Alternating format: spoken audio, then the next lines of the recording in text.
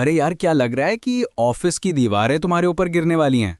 जब ईमेल्स का ढेर बढ़ता जा रहा हो, डेडलाइन सिर पे नाच रही हो और बॉस के एक्सपेक्टेशंस आसमान छू रहे हो, तो लगता है जैसे सांस लेना भी मुश्किल हो गया हो। तो लगता है कि ये किताबें इसी कितनी हालत में भारी हो हैं, तो है ना? सुनो दोस्त, लेकिन तुम सच कहूं बिल्कुल तो अकेले गरीबी नहीं का हो। बोझ इन देखो, किताबों से ये जो कहीं ज्यादा भारी ओवरवेलमिंग होता फीलिंग है ना, ये आज कोई आप जो मेहनत अजूबा कर नहीं रहे है, हैं वो हम कल आपकी सबके साथ पहचान होता है। बनेगी।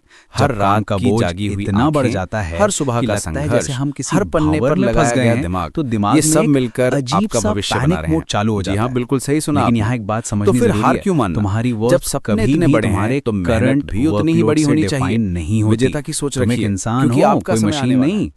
अब जरा सांस लो। हाँ, डीप ब्रेथ।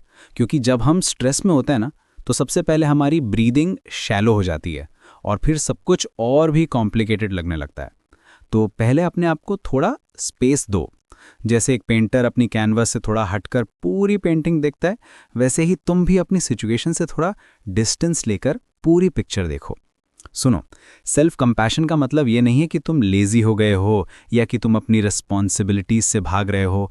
इसका मतलब है कि तुम अपने साथ वैसा ही काइंडनेस दिखा रहे हो जैसा तुम अपने बेस्ट फ्रेंड के साथ दिखाते। अगर तुम्हारा दोस्त तुमसे कहता कि वो ओवरवेल्म्ड फील कर रहा है, तो क्या तुम उसे बुरा भला कहते? बिल्कुल नहीं ना। तो फिर अपने साथ ऐसा क्यों करते हो?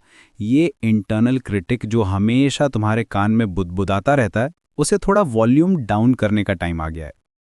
अब पर्सपेक्टिव की बात करते हैं। जब हम स्ट्रेस में होते हैं तो हमारा फोकस सिर्फ प्रॉब्लम्स पर होता है। लेकिन जरा सोचो, कितनी बार तुमने पहले भी ऐसे सिचुएशंस हैंडल किए हैं? कितनी बार लगा था कि अब तो गए, लेकिन फिर भी तुमने मैनेज कर लिया था? ये सब तुम्हारी इनर स्ट्रेंथ का प्रूफ है। जैसे एक पेड़ स्टॉर्म में झुकता है लेकिन टूटता नहीं, वैसे ही तुम्हारे अंदर भी वो रेजिलियंस है जो तुम्हें हर मुश्किल से निकाल कर लाएगी। देखो, कॉन्फिडेंस बिल्डिंग कोई ओवरनाइट प्रोसेस नहीं है। ये छोटे छोटे स्टेप्स से होता है। आज तुम एक टास्क कंप्लीट करो, कल दो। आज एक ईमेल का प्रॉपर रिप्लाई दो, कल मीटिंग में अपनी बात क्लियरली रखो। हर छोटी अचीवमेंट को सेलिब्रेट करो, क्योंकि कॉन्फिडेंस का मतलब ये नहीं है कि तुम कभी गिरोगे नहीं, बल्कि ये है कि हर बार गिरने के बाद तुम उठ जाओगे। ये बिल्कुल वैसा ही है जैसे बच्चा साइकिलिंग सीखता है, पहले गिरता है, फिर उठकर फिर से ट्राई करता है। अब बाउंड्रीज की बात करते हैं। यहाँ एक फनी बात है। हम सबको लगता है कि हाँ कहना प्रोफेशनल होना है, लेकिन सच ये है कि स्मार्ट प्रोफेशनल्स जानते हैं कि कब ना कहना है। अगर तुम्हारी प्लेट ऑलरेडी फुल है, तो एक्स्ट्रा वर्क लेना सिर्फ क्वालिटी कॉम्प्रोमाइज करेगा और फिर सब कुछ मीडियोकर हो जाएगा।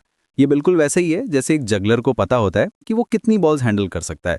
एक एक्स्ट्रा बॉल डालने से सारी बॉल्स गिर जाती हैं। सेल्फ केयर को लग्जरी मत समझो, ये नेसेसिटी है। जैसे तुम अपने फोन को चार्ज करते हो, वैसे ही अपने आप को भी रिचार्ज करना जरूरी है। चाहे वो इवनिंग वॉक हो, फेवरेट म्यूजिक सुनना हो या फिर सिर्फ अच्छी नींद लेना हो, ये सब तुम्हारी प्रोडक्टिविटी के लिए इन्वेस्टमेंट है, वेस्ट नहीं। एक टायर्ड माइंड से कोई ब्रिलियंट आइडिया नहीं निकलता, लेकिन एक रेस्टेड माइंड से मैजिक हो सकता है। एक बात और समझो, ये फीलिंग परमानेंट नहीं है। जैसे स्टॉर्म के बाद काम आता है, वैसे ही ये ओवरवेलमिंग फेज भी गुजर जाएगा। लेकिन इसके लिए तुम्हें पेशेंस रखना होगा, अपने साथ पेशेंस रखना होगा। ये प्रोसेस बिल्कुल सीजन्स के बदलने जैसा है, धीरे धीरे नेचुरली होता है। जब भी लगे कि कंट्रोल खो रहे हो, तो एक सिंपल टेक्निक ट्राई करो। अपने सारे टास्क्स को पेपर पर लिख दो, फिर उन्हें प्रायोरिटी के हिसाब से अरेंज करो। सबसे इंपॉर्टेंट और अर्जेंट वाले पहले, बाकी बाद में। इससे क्लैरिटी आएगी और पैनिक कम होगा। ये बिल्कुल वैसा ही है जैसे एक मेसी रूम को ऑर्गेनाइज करना। एक बार सब कुछ अपनी जगह पर आ जाए तो सांस लेने में आसानी हो जाती है।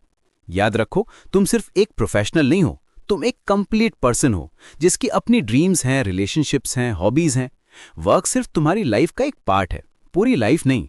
जैसे एक पिज्जा में अलग अलग टॉपिंग्स होती हैं, वैसे ही तुम्हारी लाइफ में भी अलग अलग फ्लेवर्स हैं। और हाँ, अगर कभी लगे कि बात हाथ से निकल रही है, तो हेल्प मांगने में कोई शर्म नहीं है। चाहे वो कॉलीग से हो, मैनेजर से हो या फिर फैमिली और फ्रेंड से हो। स्ट्रांग लोग हेल्प मांगते हैं, वीक लोग अकेले स्ट्रगल करते रहते हैं। ये बिल्कुल टीम स्पोर्ट की तरह है।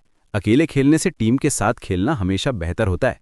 तो दोस्त, अब जब भी ऑफिस जाओ तो याद रखना, तुम केपेबल हो, रिजिलियंट हो और पीस के डिजर्विंग हो।